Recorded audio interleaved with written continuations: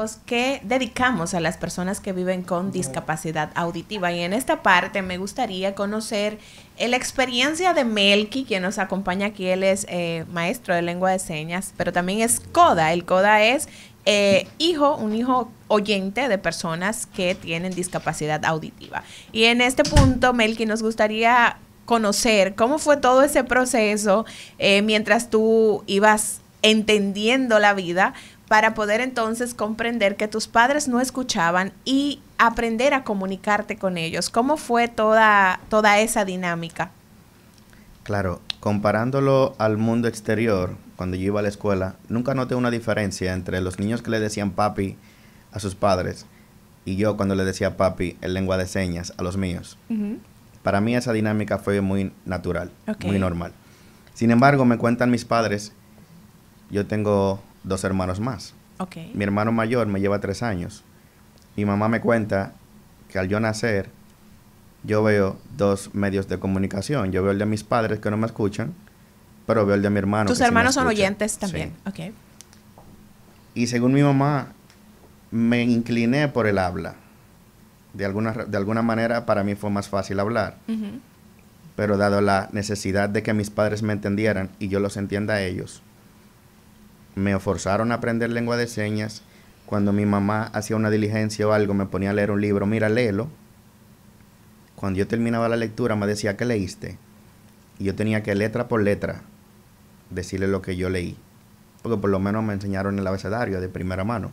Ellos ¿qué nivel educativo tienen tus padres? Ambos fueron a la escuela. De hecho, mi mamá se graduó en el Instituto Ayuda al Santa Rosa y mi papá en el Nacional de Sordos, Escuela Nacional para Sordos. Y la vida los unió.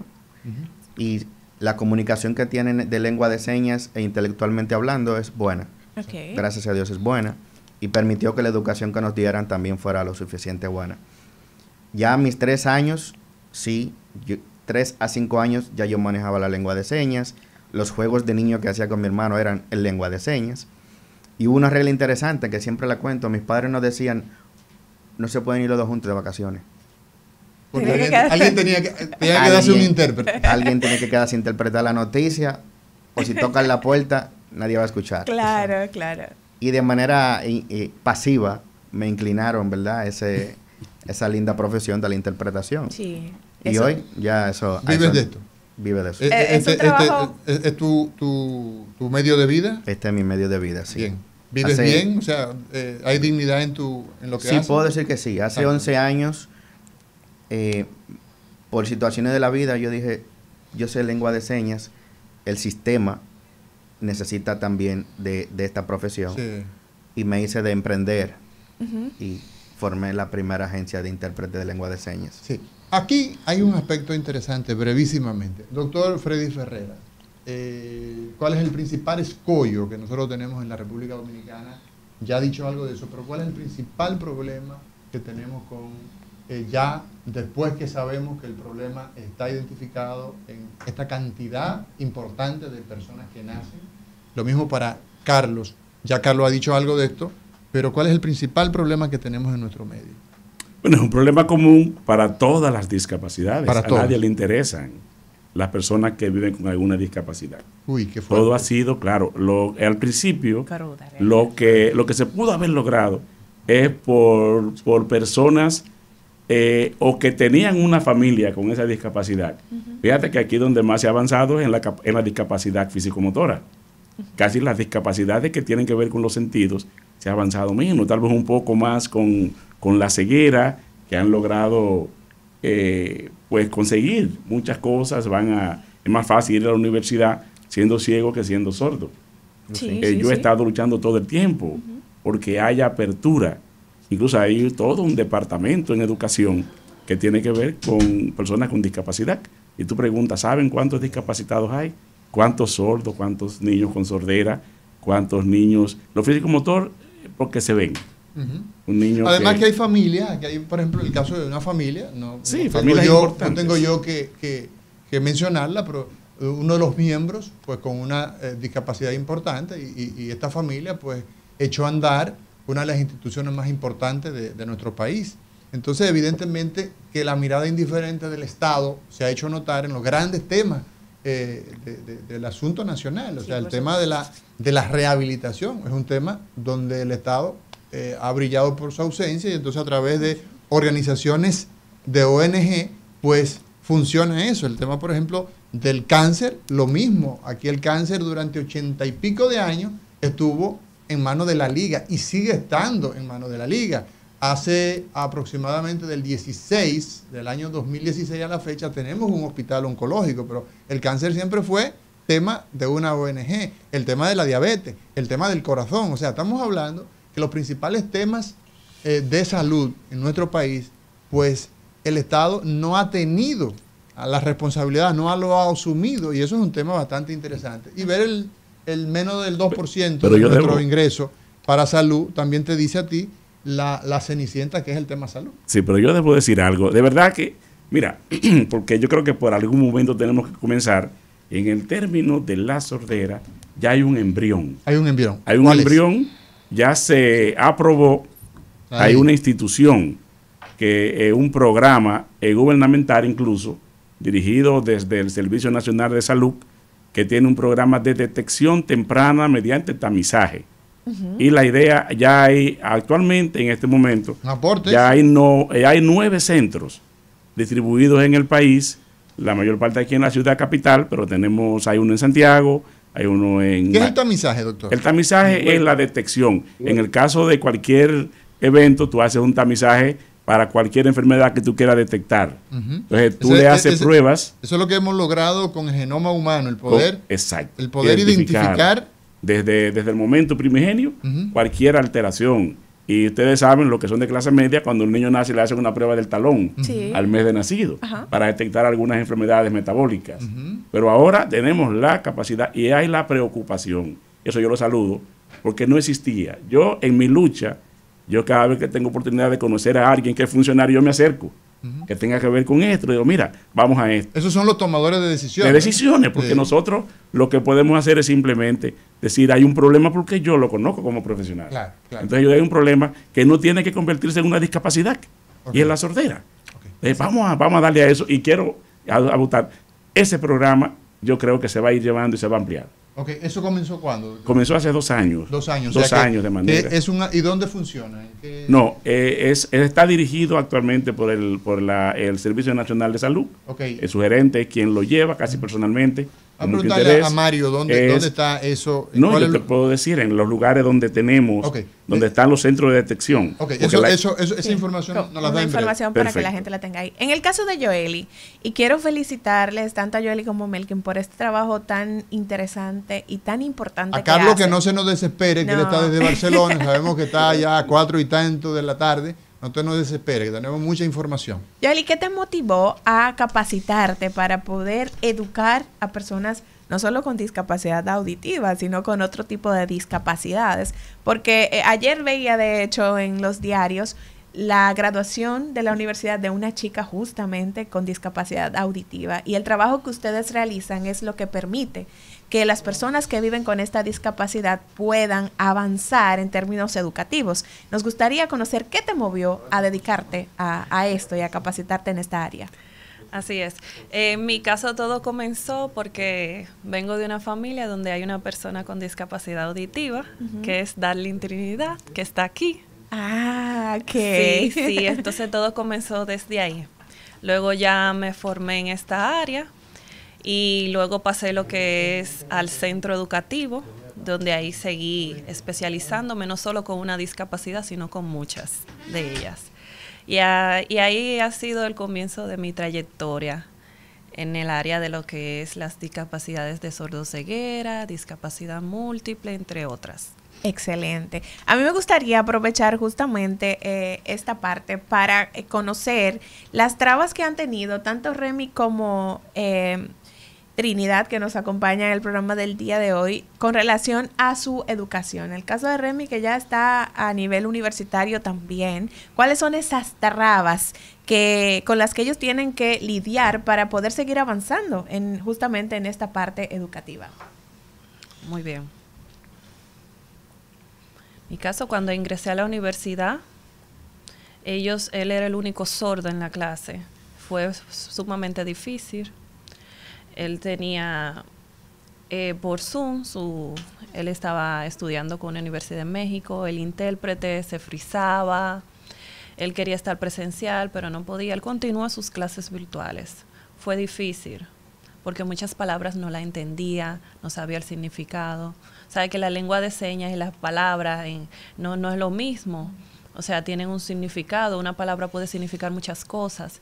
Entonces no entendía, él se esforzó mucho, buscó ayuda con su intérprete para poder tener éxito en su carrera. En el caso de Trinidad. Depende de cómo es, del tipo de intérprete al que me enfrento, la capacidad de lengua de señas que tenga. Gracias a Dios yo puedo entender bien el español, leo labios, tengo la capacidad de la lectura de labios. Sin embargo, hay maestros que olvidan que si nos dan la espalda, no podemos leer los labios. Entonces, la interpretación es vital en un área de educación. Eso ha sido mi mayor reto. Excelente. Iniciando, Carlos Torres, quien es audiólogo, hablaba de que este programa no era solo importante para las personas que viven con discapacidad auditiva, sino también para las familias. ¿Qué representa, Carlos Torres, para una familia el diagnóstico de sordera? Mira, la sordera es un síntoma que es invisible. Como no duele ni sangra, nadie está preparado para que eso le llegue. Y tengo que decir que ni siquiera estamos preparados los mayores. Me voy a explicar mejor. Nos decía Freddy que hay familias que tienen ya un digamos, alto riesgo, por ejemplo, nacer con padres con pérdida auditiva congénita, aunque déjame decirte también que solamente 2 de cada 10 de estos casos nacen niños con sordera. Para la familia siempre es un shock, porque no están preparados, no saben lo que les espera. Fíjate el caso que nos comentaba Melqui, de que con su hermano, uno de los dos tenía que quedarse en casa, precisamente para poder traducir a sus padres. Cuando yo tengo muchos años viendo como cuando llegan los padres y se les diagnostica al niño sordera, siempre la madre dice, pero si mi hijo, oye, me ha dicho mamá, o el papá ha llegado por casa y él se ha dado cuenta enseguida porque ha ido corriendo a la entrada. ¿Saben lo que ocurre con un bebé o con un niño pequeño que no oye bien? Que desarrolla mucho más el resto de los sentidos. Y un pequeño movimiento del aire, un leve cambio de luz en la casa indica que papá llegó por la entrada, pero nosotros oyentes, para nosotros esto es algo que es imperceptible. Hay una serie de elementos para las familias que todavía son más graves. Por ejemplo, en el caso de tener un bebé sordo y no ponerle implante coclear a tiempo, no ponérselo a tiempo, que lamentablemente sigue siendo lo frecuente, provoca que al final el niño no vaya a tener comunicación normal y tenga que estar abocado al lenguaje de signos, que lo habla el 0,1% de la población. Por lo tanto, con el 99,9% de la población va a tener problemas el resto de la vida, incluso su familia. Pero si la sordera es adquirida, y ahora viene el otro gran bloque que no estamos tratando en el programa, cuando es adquirida, es decir, cuando es una sordera que te llega a los 20, 30, 40, 50, 60 o 70 años, la gente tampoco está preparada, pero la familia tampoco. Porque tú estabas acostumbrado a hablar normalmente con tu pareja, con tu padre, con un familiar, y esa persona ya no te escucha. Y entonces les cambia el carácter. Y entonces son más tercos. Y entonces son más tozudos. Y entonces se aíslan muchísimo más. Las costumbres cambian radicalmente. Y todo eso, como bien sabe el doctor, tiene solución. Tiene solución. Y la solución pasa porque haya, primero, muchos más profesionales de los que hoy en día están formados en República Dominicana. Tenemos una deficiencia de aproximadamente 1.500 audiólogos y casi 5.000 terapeutas. Deficiencia, me refiero de menos, que no los hay. Y por otro lado pasa por adaptar las prótesis auditivas o los implantes cocleares a tiempo. ¿Y saben para qué hace falta para eso? Más profesionales y encontrar el recurso económico. Y Freddy, deberíamos hablar de las ARS porque también forma parte de su responsabilidad. Bien, excelente. Muchísimas gracias, Carlos. Se integra a este interesante panel nuestro querido don productor, que es hoy es don conductor también. Bueno, don Charlie Mariotti, que es parte de la creación de este espacio y hoy también viene a hacer su aporte desde su experiencia en este interesante panel. Buenos días, don Charlie Mariotti. Buenos días, ¿cómo están ustedes? Todos bien por aquí. Muy bien. Bien. Bien, en el caso de lo que mencionaba Carlos Torres, doctor Freddy, pues él decía que en el caso de la sordera, cuando se detecta a tiempo y se puede tratar a tiempo, pues se puede prevenir que este niño al nacer pueda perder totalmente la sordera con ese tratamiento oportuno. Nos gustaría que usted pudiera hablarle a la gente que nos escucha de cuáles son las opciones que tienen las familias cuando se detecta tempranamente que hay un problema auditivo en un bebé cuando nace. Lo primero es vencer la negación. O sea, cuando tienes un niño que no escucha, la madre lo sospecha, los padres lo sospechan, pero se niegan a aceptarlo. Y como no habla, el caso de este niño de Darling, no hablaba de Remy, no hablaba hasta los 2 años, probablemente la mamá decía, no, es que yo tengo un primo o un hermano, un tío del muchachito, que habló como a los 5 años. Sí, sí. Se niegan a aceptar la realidad. Estamos lo mismo con cuando detectamos un niño con rasgos de autismo. Las madres lo niegan, se niegan a aceptar esto. Entonces a veces pasan unos meses que son ideales, que son unos meses, como llamamos los meses de oro para detectar. Hoy en día lo ideal y lo que yo tengo en mente que debe ser es que no debe nacer un niño en República Dominicana que no se le hagan las pruebas de detección de audición. Gracias a Dios tenemos por lo menos el embrión. Yo digo que es un embrión, pero yo creo que si las cosas se dan, como deben darse, dentro de unos años vamos a tener un centro de detección en cada una de las maternidades donde nace algún dominicano. En este año, por ejemplo, según los datos que me compartieron, se han hecho cerca de 14,000 pruebas de audición en el programa que está funcionando de manera formal y oficial. En este año. En este año hasta agosto, 14,000. Y hasta julio se habían hecho, se habían tamizado, o sea, se habían hecho pruebas a esos 14,000 a agosto. En julio eran menos, eran 13,643, de los cuales el 88%, quiere decir unos 12,058, tenían audición normal. Sin embargo, 1,500, quiere decir prácticamente un 12%, fallaron la prueba de audición. Eso es a recién nacidos. Cuando pasa eso y el programa así lo contempla, se le hace una segunda prueba al mes de nacido. En esa segunda prueba, la cantidad bajó. Y al final solamente se han detectado en este año, se han detectado, o sea, después de pasar ese grupo de 1,500 que se reduce en el primer mes de vida, al día de hoy, en este año, hay 20 niños que ya están diagnosticados con sordera. Entonces, esos niños tienen que pasar, como decía Carlos, a una intervención. Claro. Inicialmente, ¿cuál es? Desde que nace el niño y tú lo detectas, no importa que tenga un mes de nacido, tú le adaptas un audífono, una prótesis auditiva. Y ese niño tiene que ser preparado para recibir un implante coclear antes de que cumpla el 2º año de vida. ¿Qué tan accesible es en República Dominicana este tipo de implante, doctor? Bueno, el que tenga $1,000,000, no importa cómo lo consiga, implanta a su niño. El que pueda reunir $1,000,000. Y hemos tenido esfuerzos porque ahora que está aquí Charlie, en el gobierno de Charlie, se detectaron unos cuantos niños y la solución que hicieron fue mandarlos a Cuba a operarse. Okay. Y yo digo, eso es como comprarle un Mercedes-Benz en la loma de mi campo, en Neiva, y dárselo a una familia un Mercedes-Benz allá arriba en la loma, que no hay carreteras todavía para correr Mercedes-Benz. Porque si tú le pones el implante no tiene magia. Es un aditamento que te ayuda a escuchar, pero tú tienes que entrenar a ese niño que es sordo. Si no, no le funciona. Entonces yo digo que debemos hacer algo que sea inclusivo, que sea holístico. Detectamos el niño sordo. Lo primero es poner el audífono, porque tú aumentas y tú pones en ese cerebro y en ese oído interno, pueden haber unas celulitas que oigan.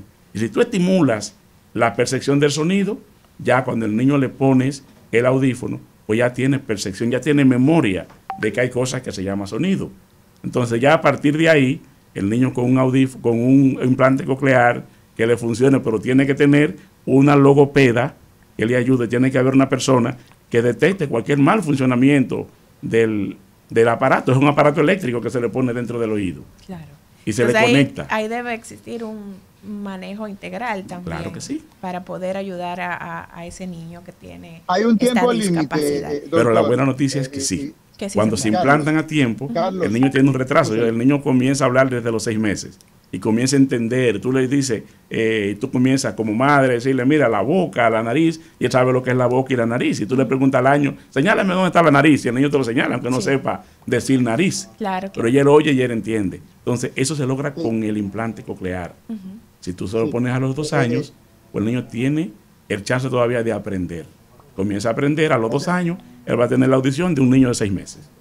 Excelente. O sea, Joely, en el caso tuyo como docente, ¿qué tan preparado está el sistema educativo para manejar los casos de estudiantes que lleguen a un aula que no sea una escuela especializada para manejar a personas con discapacidad auditiva? ¿Qué tan preparados estamos en este sentido?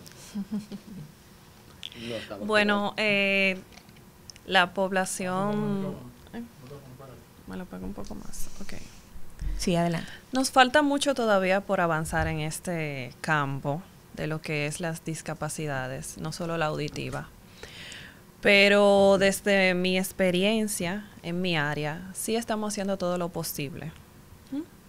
En el centro educativo contamos con una serie de especialistas, de médicos, un personal bastante preparado, en el cual no solo se le brinda apoyo educativo al niño, sino también a nivel de sus necesidades clínicas, todo lo que necesite ese niño, ya se le da el apoyo que merece. Obviamente hay retos y hay que enfrentar muchas limitaciones que enfrentamos por el sistema en sí, que no está preparado, como ya he mencionado anteriormente, pero a pesar de eso seguimos haciendo los esfuerzos y poniendo de nuestra parte para que sí se le pueda dar, sí tengan acceso a esos servicios que ellos necesitan. Excelente. Tenemos Entonces, ahí Liz.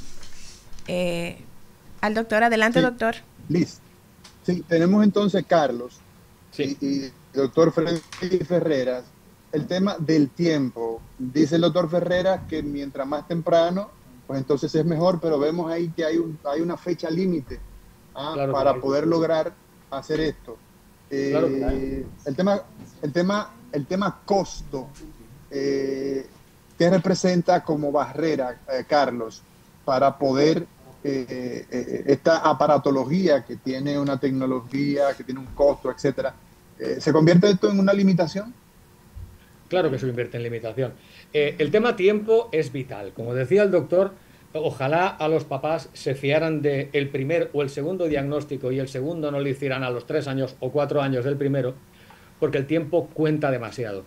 A partir del tercer año de vida, con una sordera profunda o una cofosis, que quiere decir sordera total, por encima de ahí ya vamos mal de tiempo.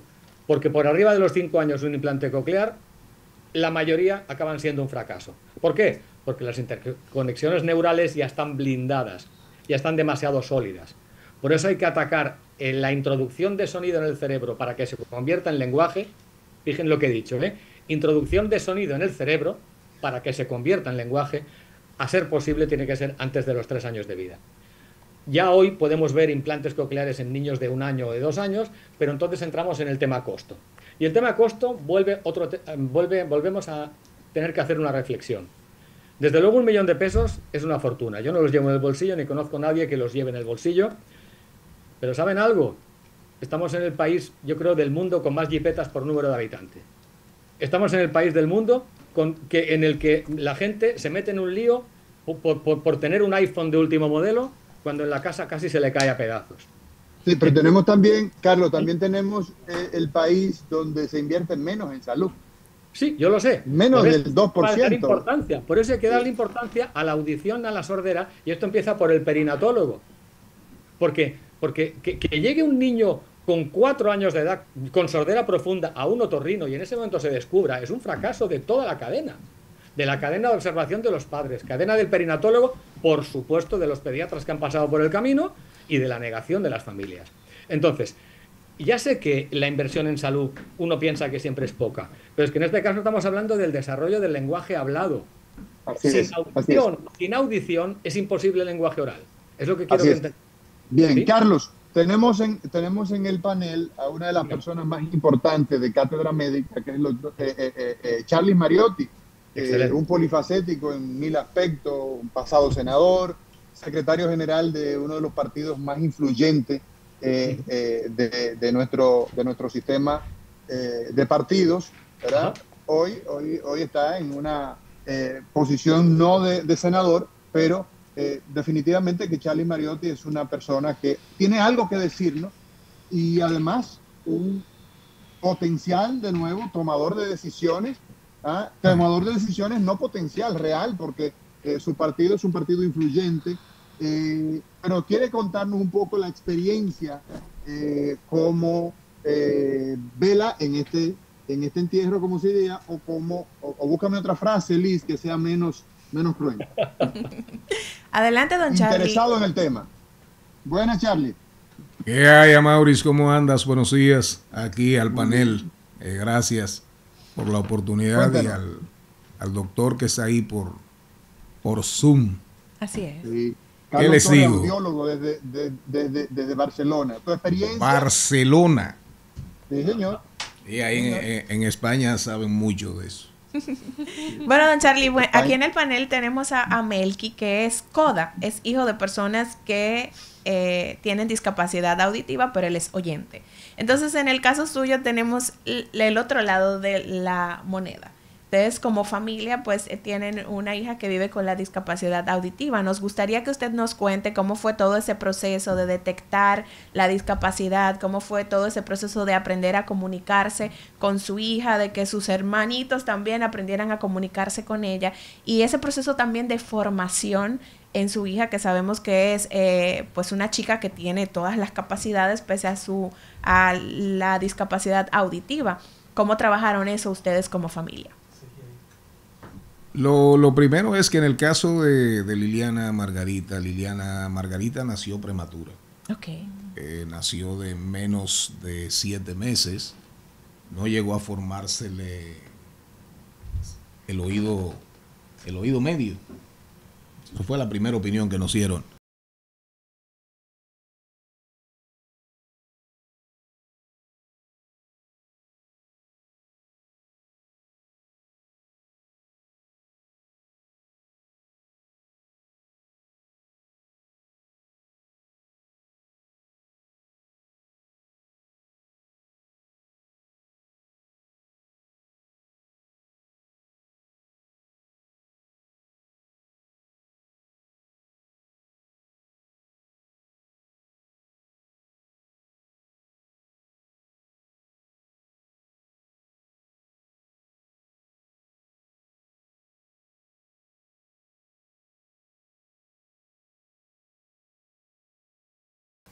Pero realmente no, independientemente, no era un tema como de mucha confiabilidad.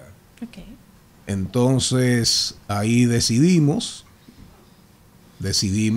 llevarla a los Estados Unidos, ahí en la Florida, y efectivamente salió lo que ya para nosotros era casi evidente. Y después entramos en un proceso de terapias cada 3 días en un centro que existía en la República Dominicana, no sé si todavía está, con 2 muchachas extraordinarias. Y logramos, digamos, que hablara. Liliana habla. Con Liliana, si tú te pones frente a frente, Liliana entiende prácticamente, qué sé yo, el 80, el 85%, y si le hablas despacio, te puede responder, te puede entender hasta más de un 90%. Pero ahí caemos en el tema formación, en el tema educación, en el tema falta de políticas públicas, o digamos, si lo quieres poner dentro de subpolíticas, políticas por debajo de una gran política de salud nacional, y el tema de las escuelas. y la falta de conciencia que todavía hoy hay mucho de exclusión. Liliana llegó mientras estuvo en el colegio, brillante, sin ningún tipo de miedo. Pero sucede y acontece que si no hay un entendimiento a nivel de por ejemplo, de las universidades, en el caso de Liliana, que se hizo bachiller, llegó a la universidad con audífonos. Pero cuando tú llegas a una universidad donde el docente, donde el maestro y el entorno, digamos, el medio ambiente, el ambiente del aula se te torna hasta hostil, hasta hostil, no es cualquiera que sobrevive y, digamos, y como se dice, tira para adelante, contra viento y marea. Liliana llegó a la universidad, pero vivíamos en una guerra de guerrillas permanente con el tema de que si los profesores, que si cómo darle la clase, y al final fácilmente no, lo que te decían era con la cara muy fresca, mire, no te lo decían así a la franca, pero lo que te decían era, mire, nosotros no podemos parar el ritmo de la clase de los demás por su hija. Te decían, si usted quiere, prácticamente vaya a buscar tutoría, búsquele un tutor, y en el mejor de los estilos de los príncipes de las grandes casas reales del mundo, edúquelo en su casa. Wow. Esa era más o menos. En el tiempo, los muchachos saben, aquí veo a gente con la que en mi caso particular he tenido una relación. De hecho, Liliana fue la presidenta en el relanzamiento de ANSORDO, de la Asociación Nacional de Sordos, y me tocó estar nos tocó estar muy cerca de ellos. Cuando nos llegó la oportunidad de decir, bueno, vamos a hacerle el injerto, el implante cloacal, coclear, nunca me he aprendido. Quiero hacerte una pregunta porque... espérate, déjame cerrar, nunca me he aprendido eso. Espérate. Cuando viene al mediodía con Mariotti y compañía, y no quiero que se me olvide esta pregunta. Después viene Charlie y me saca del programa. ¿Qué se necesita?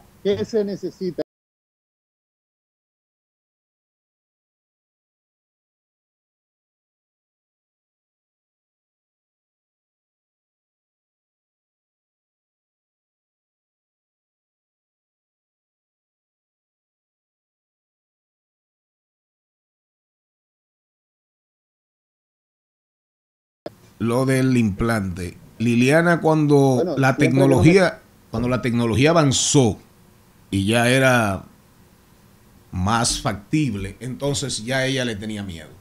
Ya ella estaba como tan en su estatus, en su área de confort, que no quiso arriesgarse, y no hubo manera, entonces ya no podíamos obligarla. Claro. Porque es un tema muy particular, muy de decisión personal.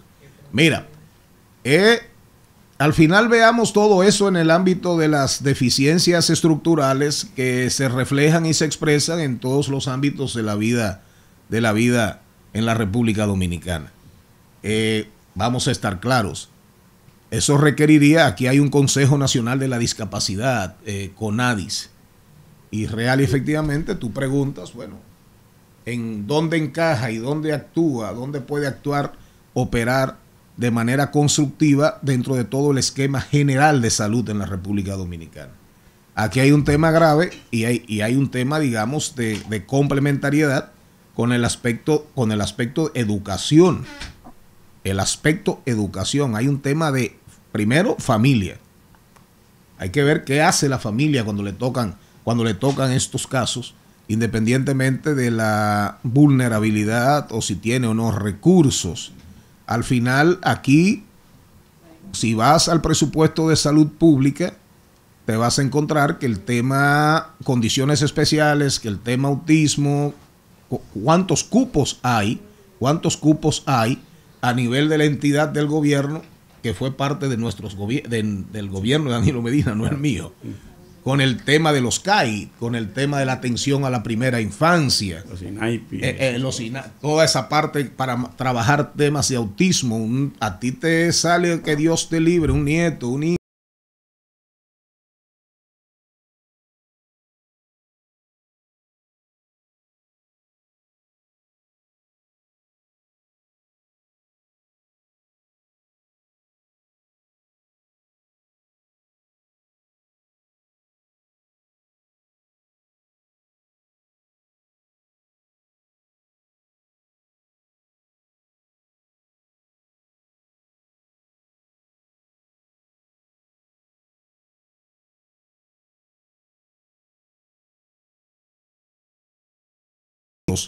Que tienen condiciones especiales.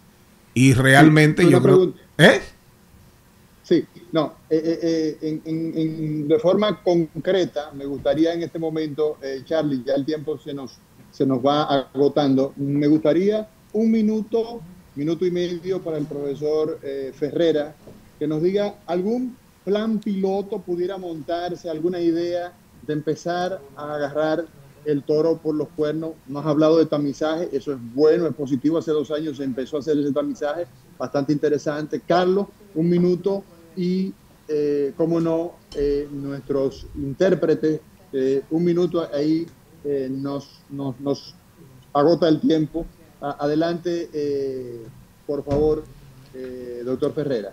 Como no, ya decía que ya tenemos el embrión, porque comenzar por el tamizaje, yo creo que ese es el principio de todo.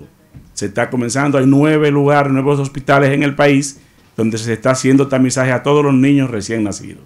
Me refiero, hay 4 maternidades, está la maternidad de la mujer, la maternidad de la Altagracia, está la maternidad, la que está al lado del hospital donde tú eras directora, Mauri, Almanzar, que es donde más niños nacen en el país, y tenemos también la maternidad de Los Minas, y tenemos hospitales pediátricos como el Arturo Grullón en Santiago. Creo también que en el otro hospital de niños hay también un centro de detección, en la otra maternidad que hay en Santiago, y tenemos el hospital Marcelino Vélez. O sea, son 9 hospitales en total donde ya están los puntos de tamizaje. Todo el niño que nace en esos lugares va a recibir el tamizaje. En este año hay 20 que son diagnosticados. Pues mire, esos 20 niños van a tener más oportunidad que Liliana, que la tuvo, más oportunidad que Remy y que Darling, porque ya van a estar diagnosticados desde que nacen. Ya la familia se va con el diagnóstico, no tiene que esperar 1 año o 2 para darse cuenta que el niño no escucha. Que fue nuestro caso. Que fue el caso de ustedes, pero fíjate, fue el caso de ¿quién? De Charlie Mariotti. Sí. No estamos hablando de la señora que yo tengo atrás, que me llama todos los días, que tiene un niño en Neiva. El niño tiene ya 1 año y pico y nació sordo. Y ella me dice, doctor, yo quiero vender la casita que tengo en un solarcito. Le digo, no te desesperes, ya tu niño tiene el audífono puesto y está en una lista que le van a poner un implante, porque están poniendo implantes. No todavía como un programa, sino como jornadas. Pero bueno, al fin y al cabo, los que puedan implantarse en esa jornada van a tener ya el problema resuelto. A esa edad es posible. Claro, a esa edad es ideal. Es la o sea, la inversión ideal. A esa edad es la inversión que va a dar beneficio, porque el niño va a hablar. Excelente. Y se va a educar en la escuela. Pero para los grandes como ellos, está el tema educación, el tema o educación técnico profesional, formación técnico profesional, es decir, que también hay muchas oportunidades para los que ya tienen sobre los 18 o 20 años y están en la etapa de abrirse a la vida ya como seres plenos. Claro. Ellos tienen oportunidad también, de hecho, con esfuerzo, porque hay en algunas instituciones, el Instituto Santa Rosa tiene 50, la Escuela Nacional de Sordos creo que tiene el mismo tiempo, y ahí han pasado, sí. No la totalidad, han pasado. Liliana claro. Estuvo en la Santa Rosa. Claro, se han hecho, y yo tengo conversaciones ahí, un conversado pendiente con gente que toma decisiones a nivel de las universidades, y yo los estoy convenciendo de que debemos abrir eso también, para que los muchachos se eduquen. Es relativamente fácil, a Maurice, para un joven graduarse fácilmente. Más fácil se te gradúa de bachiller. Se te gradúa, perdón, de bachiller. El tema es cuando llegan a la universidad. Ahí es donde está el principal cuello de botella, Maurice, en las universidades. Liliana se graduó en un colegio privado. Bien, pero bien, Bien, sin favores, bien. ¿Dónde entra la guerra? cuando llegan a las universidades. Ahí hay un problema serio, muy serio. Bien, sus conclusiones, Melqui, Joely, y también me gustaría, Carlos también está por ahí. Considerando lo que acaba de decir el señor Mariotti. Es que tiene mucha razón lo que acaban de decir en la parte de la educación, pero como les decía Freddy, lo primero es la detección y el embrión está puesto. Por lo tanto, sabemos que hay 9 grandes hospitales que ya lo están haciendo, pero hay más de 200 lugares en donde nacen niños en República Dominicana donde todavía se escapan. Y esto es tan simple como que el pediatra tenga el equipo o el hospital lo quiera hacer porque los seguros médicos lo cubren. Una vez la detección está hecha, instantáneamente hay que buscar la forma de ponerle o los implantes o los audífonos, y detrás de eso hace falta la terapia. Porque fíjate cómo Charlie nos hablaba de lo complicado que fue encontrar también terapeutas que pudieran educar. Y escuchen, vamos a lanzar en 2 semanas el 3er diplomado de audiología con UTESA, y están invitados los que nos escuchan, y ojalá haya gente que se interese a aprender la profesión también para aprender a hacer tamizaje auditivo neonatal y entender de audiología. Porque si la gente no entiende audiología, seguiremos igual, perdónenme, de ignorantes. Erradicar la sordera es posible, erradicarla en República Dominicana se puede. Ayúdenos a que haya más profesionales, porque después, con la importancia que tiene esto, los recursos aparecen. Sin profesionales seguiremos teniendo que ir a Estados Unidos o teniendo que mirar afuera del país. Esta es mi conclusión. Sí. Muchísimas Carlos, gracias. Gracias. Brevemente, 30 segundos para los demás, por favor, para que no se nos queden sin... Cógete te voy a regalar 2 minutos. Nos regalan 2 minutos. No me alcanzan los 2 minutos. Adelante, Melqui. Todos los años se gradúan jóvenes sordos de las escuelas.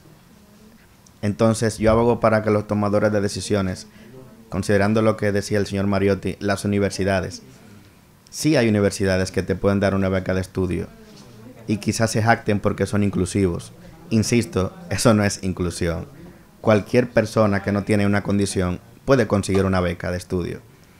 Para mí la inclusión de una persona sorda es disponer de las herramientas que el sordo necesita, que en este caso es la interpretación. No hay una universidad que provea el servicio de interpretación en aula. Pero ni la UAS, que tiene, que tiene el presupuesto, un presupusto de la MESID, multimillonario, ni la UAS. Ni siquiera la UAS. Sí, es que todavía no lo han pensado, pero yo les aseguro que yo estoy detrás de eso. Y lo que yo me propongo... Joely, finalmente. Hemos llegado. Sí, desde el ámbito educativo, pues nada, seguimos aquí luchando porque esos niños sigan recibiendo una educación de calidad a pesar de las limitaciones. Estamos al servicio de todos esos padres que quieren ayuda. El centro tiene las puertas abiertas con todos los servicios que necesite de manera gratuita. Excelente. Ahora sí. Así es, señor. Hemos llegado al final, Liz. Hemos llegado al final de este programa, el día de hoy. Interesantísimo programa. Usted puede... Esta información, pues, queda colgado en nuestro website, tanto de RCC Media como en YouTube. Y la verdad es que mi conclusión es mayor inversión en temas de salud, y los técnicos, en este caso el profesor Ferreira, una referencia en la otorrinolaringología, es clave para las acciones que se vayan a poner en marcha, lo mismo que todos ustedes que nos han acompañado en el día de hoy. Gracias, de verdad. Gracias por estar con nosotros y compartir sus experiencias. Gracias, pues, Amaury. Mañana, que será el miércoles mañana, ¿verdad? Una producción también mañana a través de 106.5 desde Pediatría 2000 en Nueva York. Ahí estaremos hablando con el doctor Juan Tapia y todo su equipo. La transmisión completa del programa será desde ahí. Así que gracias, y no le cambie, ahí viene al mediodía con el señor Mariotti y compañía.